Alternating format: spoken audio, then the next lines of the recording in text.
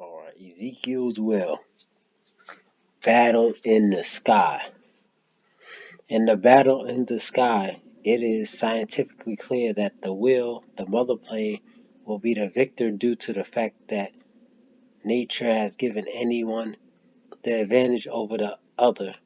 If the other is not able to produce the type of weapon that is needed to overcome the attack of that one, when Prophet Ezekiel saw this battle in the sky and saw the will, the mother plane, that would have been the victor, he had encouraged us to have confidence in the victory of the will. When the prophet Ezekiel saw the vision of his will, vision of this will, Ezekiel became a little excited in his words. Ezekiel said, O will, the Savior affirmed it. The will, the mothership, is one of the most greatest wonders of man in making military weapons.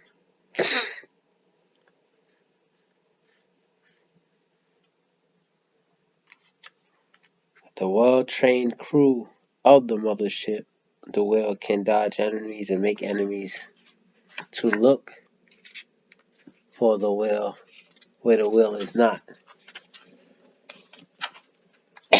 As the word goes on, the crew of the will can elude the enemy anywhere in the sky that this crew desires to elude them. When actual fighting has been declared against the army of the planet Earth, the enemy will never get near enough to do any harm to the will.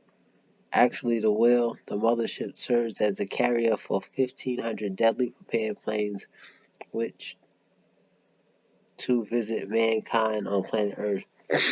Do not look for the will, the mother plane, because it is not out there for you to find it. It is where you are.